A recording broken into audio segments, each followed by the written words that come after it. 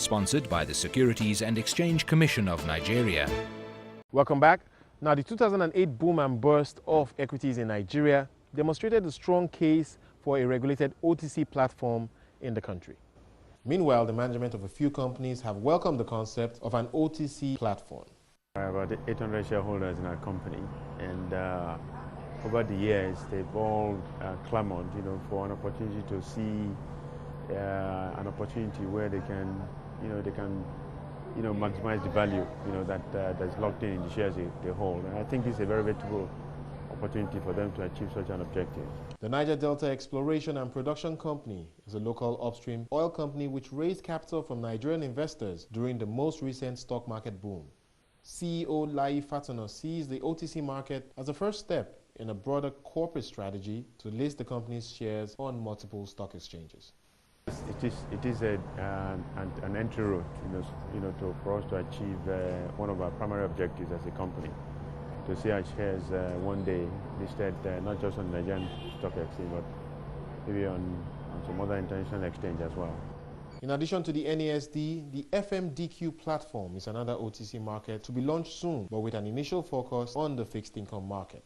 As a start, its promoters intend to incorporate the existing interbank OTC market into a new regulated platform.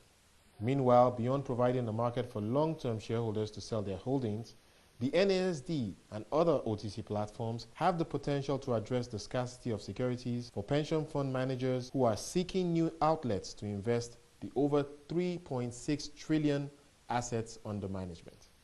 An MTN asset is being traded OTC today. The pension fund cannot invest because it's not transparently traded. There are marginal oil fields that are already, like Niger Delta, is already being traded in the market. Now, this platform will provide a formal access for people to be able to deal with such securities. There are two major milk companies. One of them is huge. I mean, it's being traded regularly on OTC basis. I won't mention names, but it's been traded, and it's a top-class company. It's a multinational.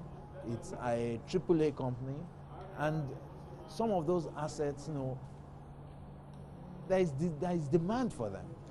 I think the NSD initiative is a step in the right direction. It is a development which we welcome. However, we are a bit constrained by current regulations in the sense that we cannot invest in unlisted shares. Now, if the OTC market was going to list, or was going to trade listed shares, then it would be an alternative we can take advantage of immediately.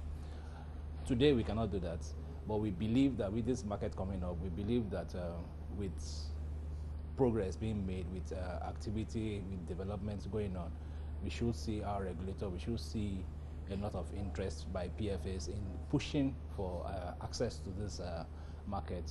There are not enough good names out there. That's a fact.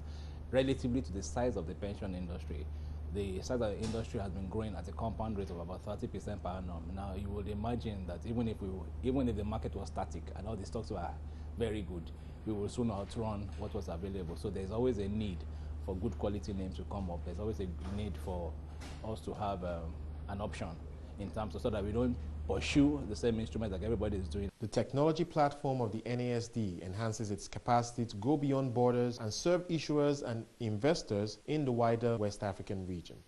The diversity of assets in Nigeria, just even on equities basis, is a lot bigger than what you have in most of the West African countries.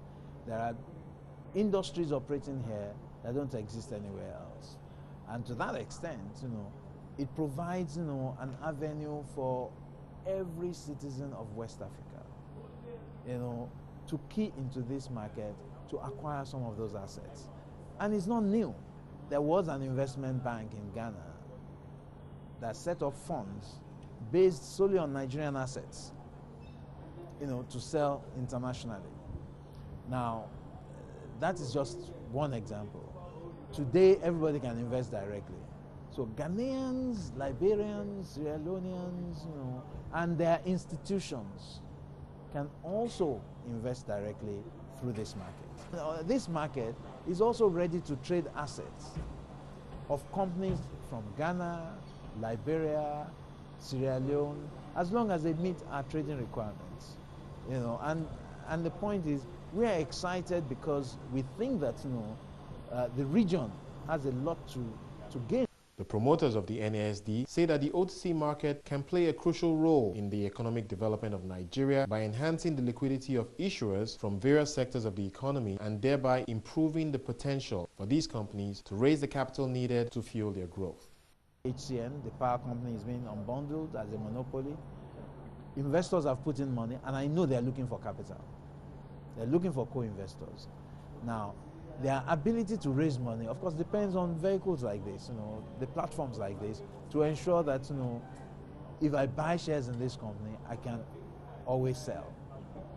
Government is encouraging Nigerians to pick up marginal oil fields. There are still much more investments to be made in the telecommunications sector. And there are, really, this is a virgin market. Everybody says this is the century of Africa or whatever, but all those things will not be realized if we don't have a capital market that can support it. We have a huge market that's not an OTC, that's trading right now. That's not a registered OTC, that's not regulated in any way, that's trading equities. But we don't know the size because there's no transparency in that market. We estimate that market potentially can easily deal maybe 400 billion in the next 6 months. We estimate it can. But because there's no history and no track, it depends on how well we start, how quickly we start, and how quickly the market catches on that this market exists. And then we can realize this kind of numbers. However, some market commentators have warned of key challenges which must be addressed for the new OTC market to work and suggest a more efficient approach to improve the chance of success. I think the NASD will work. I think it's a fantastic idea. I think it's going to be very, very successful. But in the long run, I believe it'll have a slow start for a couple of reasons. First is liquidity. A lot of the sectors or the segments of the economy or the instruments that they appear to be targeting, the SMEs, the derivatives, the futures, I think 90% of all that, if they all came and listed on the NASD today, they'll probably be liquid. And I'm sure what the NASD does not want is to have a couple of illiquid stocks. So 90% of the market that I hear them talking about will probably be liquid and probably not where they should focus their energy on. The outstanding 10% will probably consist of companies that are already doing well and have a high capitalization. I mean, like the WAMCOs, the MTN might not, but if MTN could, that'd be fantastic. Consolidated Breweries, NDEP, Niger Delta Exploration and Petroleum Company. I mean, those are good ones that if they start using the NASD will help. But a lot of other companies will not, I don't think, because most of these stocks are illiquid. To be liquid in Nigeria, to have people trade your stocks frequently, you must have a capitalization of at least 10 billion. And you must have about maybe 5,000 shareholders. Right now, most of these companies probably have 60, 70, 80 shareholders and have capitalization of less than 10 billion.